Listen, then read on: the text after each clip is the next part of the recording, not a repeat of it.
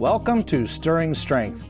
I'm your host, Dean Anderson, and this is a television show about mental health and awareness in London, Ontario. And on today's show, we have Jenna Goodhand, who is a health and wellness advocate. Hi, Dean. I'm so excited to be here with you today. I'm excited to have you. We've been friends for a long time, and when you reached out and said that you'd be welcome to be on the show today, I was super excited about it, and I thought it would be a great way to start off our very first episode on this new series. So I'm very grateful for you being here. Thanks for having me. I feel like our very first conversation started around mental health, so I'm excited to see where this conversation goes today. You're not wrong. What a good memory. The part of the reason to have you on today's show was to talk about a burnout culture. Yeah. And this is something you're very passionate about and have been for some time. And I thought, with how hard I've been working lately, I could probably use a refresher on it.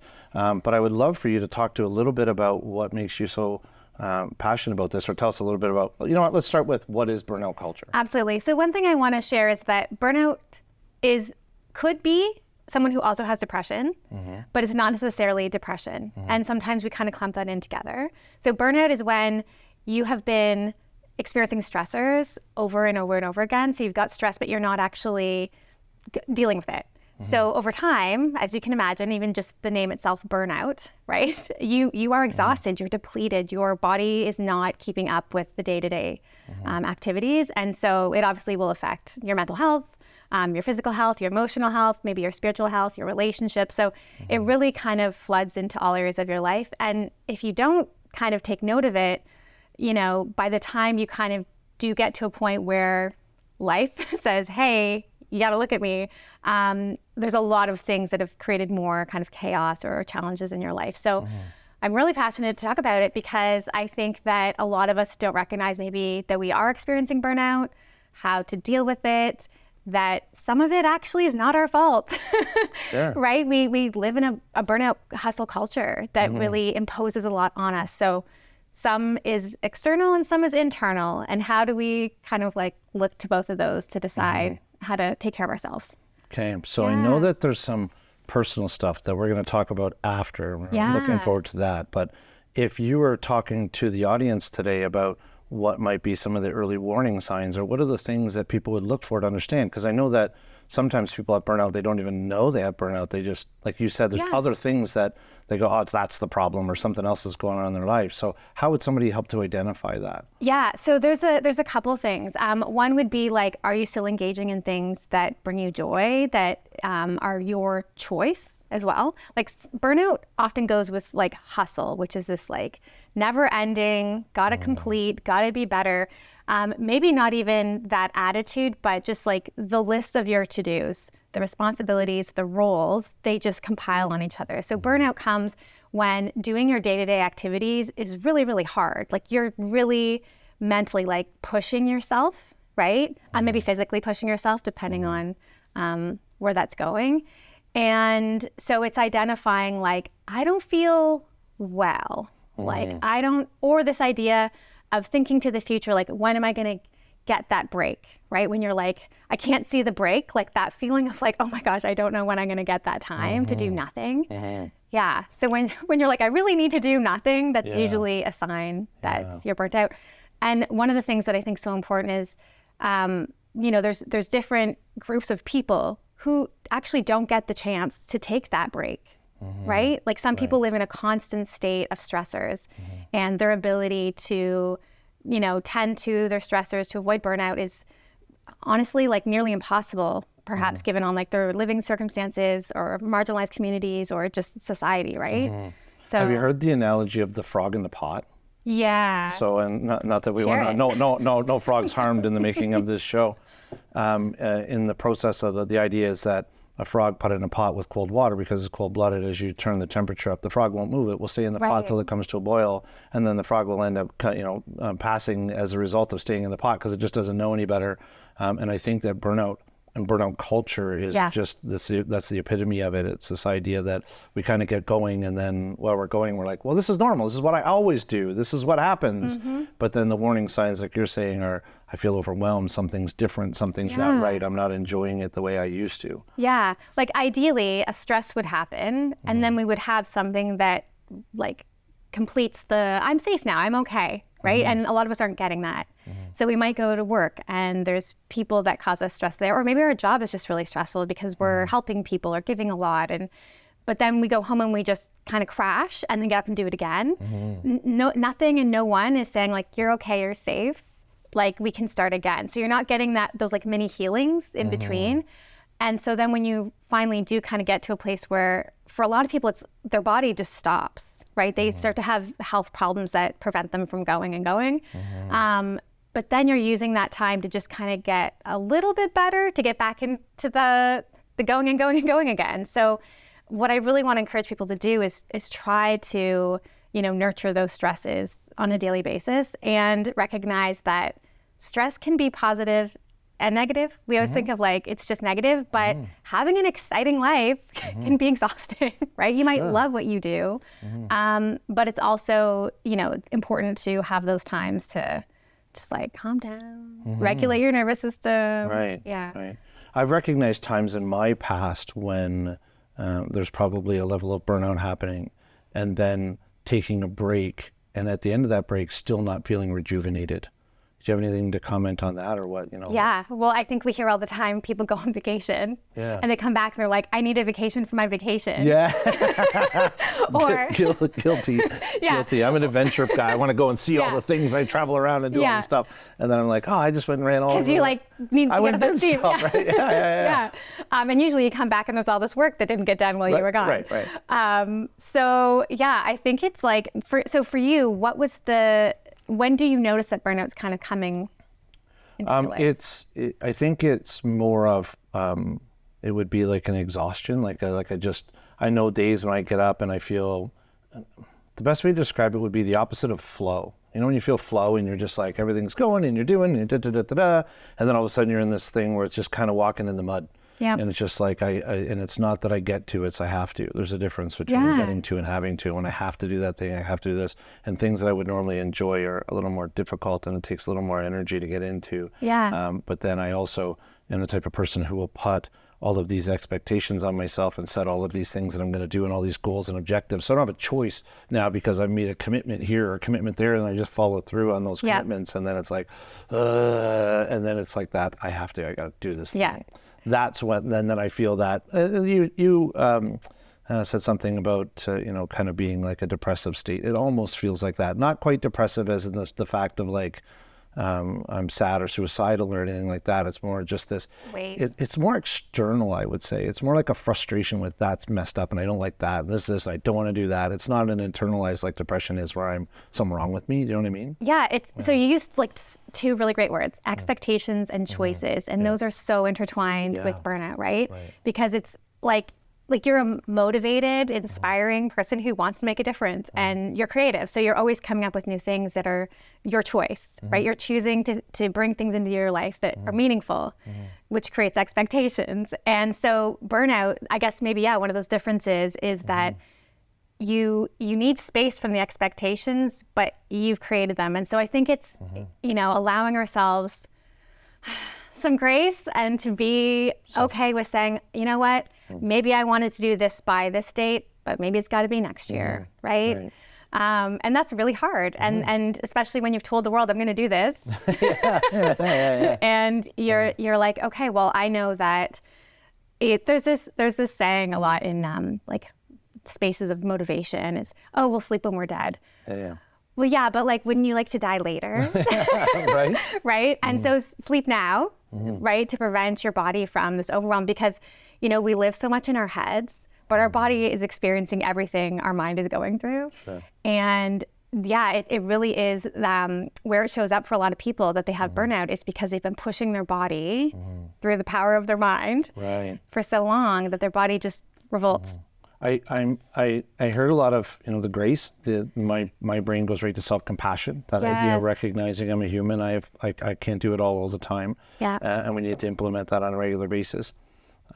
But part of our conversation today is not just about what burnout is, but burnout culture and the idea of the social norms that come back. And I recognize that there's not always that compassion from others when it comes to taking a break or to and we glorify being busy and we glorify all the, if you're a hard worker, you're a good person, et cetera, et cetera. Yep. So tell me more about the culture I'd love of to. burnout? Yeah, I think we need to see an enormous shift. And I think it actually has, by way of some of the other things that have happened in our life in the last few years.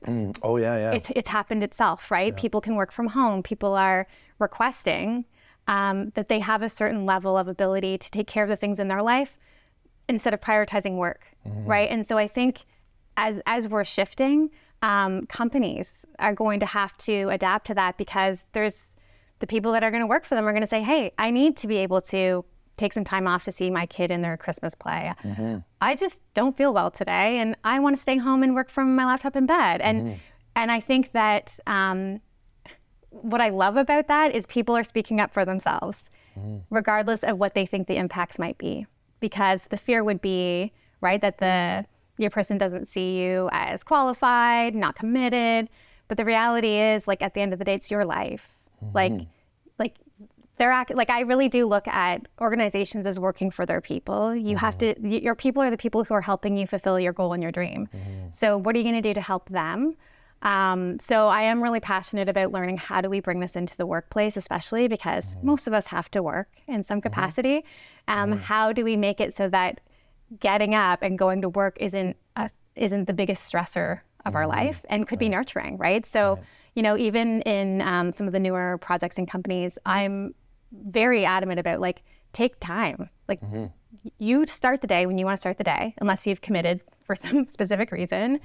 And if you want to take as much time off, take it off. Like, I need you to be happy and healthy, and like, that's my job. And thank you for working for me. Right. And so I think there needs to be a big shift in, you know, sort of that top down recognition. And we need to be more confident to say, no, this is my limit. Sure. Yeah. I heard a story. I heard it again for the second or third time recently, and it really stuck with me. And it was the idea of two lumberjacks in the woods. You probably know this one. And they're chopping wood all day. One, they start at the same time of day, they end at the same time of day. One gets more wood cut than the other one every day, and he just doesn't wonder what's going on. But the one who gets more wood cut takes off for an hour in the middle of the day. And he says, what's going on? So finally, after some time, the one, you know, he says to the other, and he says, well, you know, where is it that you're going for that hour? And he says, well, I'm going to sharpen my axe. He's like, oh. So it's that idea saying that, you know, I need to take care of myself. And it's not just, you know, the 40-hour work week. They've done lots of stuff that says, you know, you can do just as much in a 32-hour work week, and usually more engaged and invigorated and whatever. But when we just keep going and going because we think we need to keep working, we're not necessarily being as productive either. Right. Yeah. Yeah. And also, I mean, I've got my own beliefs on how society operates, but that push for, you know, being productive, right? Like, our value comes from, like, our output. Right. Like, I'd like if we just were valuable because we are. Yeah, sure. Right? So really shifting that idea within ourselves too, but it's challenging. We are born into it. Yeah. And so there is a lot of questioning and reflecting, but I am seeing shifts, especially since, you know, we had that unmentionable thing happen to all of us, where it really shifted the way that we work, and mental health has just really risen to the top. Because, you know, we're struggling. We're really struggling right now. Right. Yeah. I think what I've seen is some duplicity in the workplace, where people want to call in sick and they want to have the time off and they recognize it. But then when their coworker calls in sick, they're like, that lazy son of a blah, blah, blah, blah, blah. And there's that, you know, shame culture of, you know, calling in sick or not participating in that. Do you have any suggestions on what people would want to do or implement to? Isn't that so unfair? Sure. It's, Well, it is, but I in my work and the addiction stuff I do, I recognize that when people are acting that way, there's certainly a shameful way that they're treating themselves through the process of that reflection. So it's, if I'm calling that person bad, that means I can't call in sick either. So it goes both ways. It's not just that culture, but it's internalized, and we end up hurting ourselves more than we think we are in the process of shaming other people or judging others. So more impactful than we think. Yeah, it's that idea of, I got myself up today. I got into work. I have all these problems. If I can do this, you can do it. Right. But that's really not, you know, recognizing that we all have a different life and we all have different capacities, and we don't know what that other person who's staying home is really going through. Right. Maybe sick is something else, right? Yeah. And so I think that level of compassion and empathy we really just need to be more curious. Like not intrusive, but like, Sure. like Okay. what's going on? Where you been? Yeah. What are you doing? Yeah. Right? No, Yeah. I agree. There's a curious, empathetic approach, curiously compassionate. There's a way to do that, but we're going to take a quick break and we'll talk about that as soon as we come back. We'll be right back after this break. Welcome back to Stirring Strength, and we're having a great conversation here with Jenna Goodhand. Thanks again for being here, Jenna. We had a rousing conversation that just started into some compassion and understanding people, and I think that part of this is that, and I think that part of burnout culture is this. I think in my world we use a saying that says, "Don't compare your insides to other people's outsides." And we see that there's usually stuff going on inside of me, but I see everybody else working hard and doing the stuff, so I assume that that's what I should be doing, and I don't recognize there's a lot of other people are struggling as well. So with that, I segue into, I would love to hear about why you're so passionate about this. And I would like to know a little bit more about your inside stuff and what it is that got you here. Well, it's interesting because as you said that, people will say to me, I don't know how you do everything you do. And I say, come look at my house. Come look at my house. I'm a single parent. I have a number of different projects and businesses going on. I usually am pretty happy to be out in the world, but I don't necessarily eat proper meals as much as I should. Maybe me and my kid aren't doing all the things that every parent is supposed to do with their kid. I'm not doing maybe some of the things that other people are prioritizing. So I think what you said is just so valuable, is instead of when we look at someone, catch ourselves, if we're judging, just assume, their bucket's full of something else than our bucket. And if we care enough about that person, then be curious and say, hey, Samantha, I've noticed that you haven't been here a lot lately. Is there something that you'd like to share with me that would help me support you, instead of, why aren't you here? We're all here. You're letting the team down, because that person is probably already feeling that, right? Sure. The people who have to tap out, it doesn't come easily. It's hard to tap out of a culture that is show up, show up, show up, right? We hear it all the time with people who say, I should go out more, I should be a part of things more. Maybe, but maybe not. Maybe if it's good for you. If you need more hugs, more community, great. Right. But maybe you don't need that because your bucket's full. In my work, we call that shooting your pants. Yes. What it should be doing and shouldn't be doing, right? Absolutely. Yeah.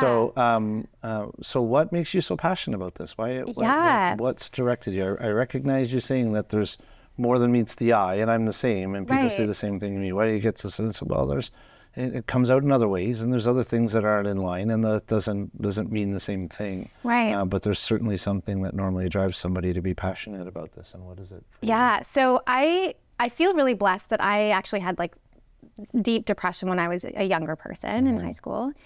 And my way through that really taught me how to be aware of my thoughts, my feelings, and my beliefs, which kind of brought us together, which is in the world of coaching. Yeah. And in the world of coaching, anything and everything is possible. You can just keep using your mind to keep building, going. And I kept finding myself in severe health challenges where I would be doing a public workshop, and then I'd just check myself into the hospital. And it was so confusing when I'd be there and I'd be like, okay, how quickly can you recover? It wasn't like, Jenna, you have a problem. You keep pushing your body to a point of, infection or inflammation where you can't work.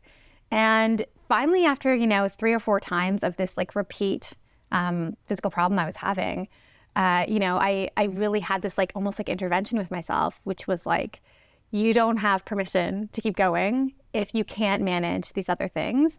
But being in the coaching industry, I saw this with so many other coaches, right? Is this bypass of what's going on in your body for what your mind wants to do. And so I felt a responsibility because I was training these coaches and I was trying to help them build their business. I felt one, I wanted to stop putting this message out to the world you can do it all. I actually started to feel this is irresponsible of me. Which is really part of the coaching thing. Absolutely. It's that's the idea. You can want do to make it people and you feel can get motivated and go and yeah. And so I remember, I think Facebook had put a memory up, and I was like, Jenna, how dare you make people feel like they can do all this with no sacrifice, right? That's just irresponsible of you to do that. And so I'm not out of the woods at all. I still really struggle with burning myself out and knowing when to stop. And, there's what we talked about, like you're planning all the time. So sometimes this stuff like catches up to you and you're already in it and you can't back up. So you've kind of gone too far. But definitely, through the last few years, and just looking around at how people have really struggled, I just want to be someone who helps us all feel like we don't have to do as much to be valuable. Like really when it comes to, a friend of mine, I remember she changed careers and she said, I don't know if I have value if I'm not like this title anymore. Wow, and I was like, you are just value. Like we are just value. So it feels more of like, like I want to go up against society and this idea of like production or output or, like we're good as we are. And so I went and bought this coffee company. And part of it is coffee has been like a tool of pushing the machine, right? In the Industrial Revolution, it was used as a tool to keep people working long hours. Literally started drugging people at lunch break to make them go better. Coffee break was take the drink, stay up late, suppress your appetite so you don't need to eat, and just keep being a machine. And then it came over to North America. I still do that. Right? And so I was like, but coffee can be this. It can be conversations, it can be connection. And I was like, I'm going to take back coffee. So, I want to be like the anti-hustle of coffee. I want to remind people that coffee is not a tool. It's a moment. It's a ritual. It's if it's the only part of your day where you take 5 minutes to sit with yourself and stare out a window or do a Sudoku, whatever it is, that's part of us like untethering ourselves from the system. No, I like it. Those mindful moments are very important, very meaningful. There's something that you said at the beginning of that when you started that stuck out to me. And I think that there's part of that burnout or that idea that when we can see in ourselves where we're conflicting in our values is usually a very quick indicator to say that there's something that doesn't feel right. So you're saying, me pushing that culture when meanwhile in my heart, my values say that's not what I believe in. So that burnout can come really quick if you were to say, maybe an environmentalist and you're working for a company that's dumping, crude oil in the water or something like that. You would get burnout very fast working in that environment with the conflict of values. So I can see where that would be difficult for you, and you would see that. So you right now, what you're saying is that with this coffee company, it's more about getting in line with those values and the work that you do is very important. It's keeping me in check, right? How can I be part of this company if I am on the road every day, all day? If I'm pushing myself to try and make these benchmarks of what the industry expects of me. So I'm trying to recreate what corporate world looks like. I'm trying to recreate the balance between being an entrepreneur and having a business. I still have to survive in this world where I require money. Sure. So there is like, you do kind of come up against this stuff. But that's also not my problem. It's my issue to deal with, but this is something that has been thrust upon all of us. And I recognize that for a lot of groups of people, they can't tap out. And so there's something bigger here that I think we need to talk about, which is we have created the system, and it's not healthy for us. For a lot of us, we are burnt out and we don't get a chance to tap out. And so how can we like take care of ourselves, because systems take a long time to adjust, break, fall. By coffee, by maybe like 5 minutes of meditation, by just having those quiet moments to ourselves to ask, am I feeling aligned with my values? I love that you brought that up, because some people, if you said, what are your values? They might not know. They don't. Right? A lot of them don't. Yeah. It's shocking. Yeah. So it's knowing, keep them on a little piece of paper in your wallet, like keep it in your car, keep it on your mirror. So every day you can check in.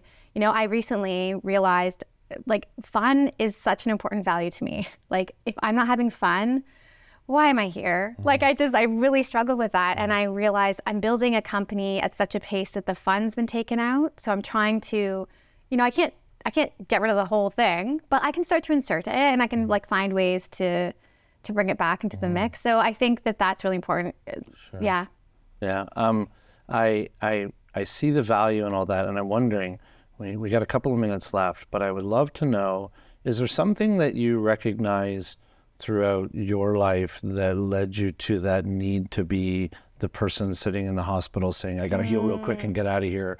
Is there something that you think the viewers would identify with that say, hey, you know what, that's me too, right? Yeah, I think it's this external pressure that we internalize as our own. Like it's a story that we have ourselves, but stories come from the outside, right? We come as an empty vessel. We have no thoughts, feelings, beliefs, stories. So stories come from the outside, but we attach to them. And I think I quit high school. I dropped out of high school when I was quite young.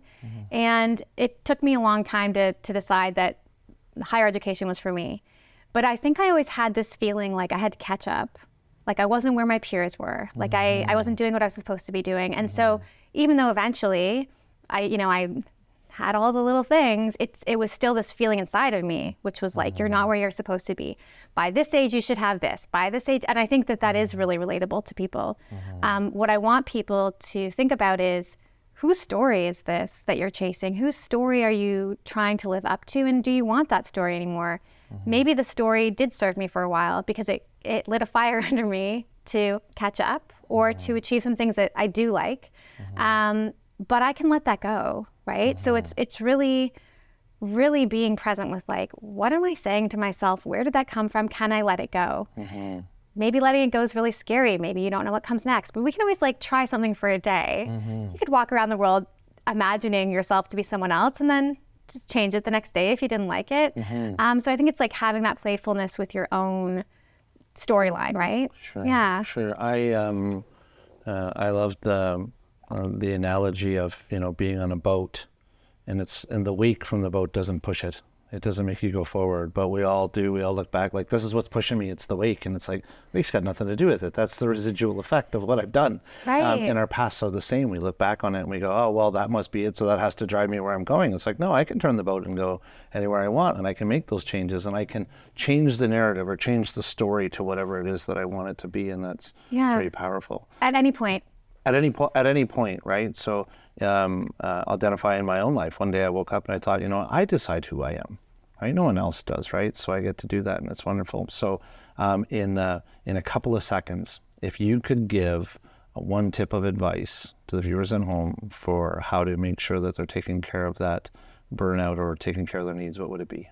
Yeah, it would be, if you need to set a timer, whatever it is, take 5 minutes every day. Just stay with yourself, no technology, and just like ask yourself, how am I feeling today? Right. If burnout was a line, how close am I to the end, and how close am I to the beginning? That 5 minutes adds up so fast and is more meaningful than a trip to Bermuda than you might think. Thank you, Jenna. I appreciate you being on the show and being the first guest on Stirring Strength. Thank you for watching at home, and we'll see you next time.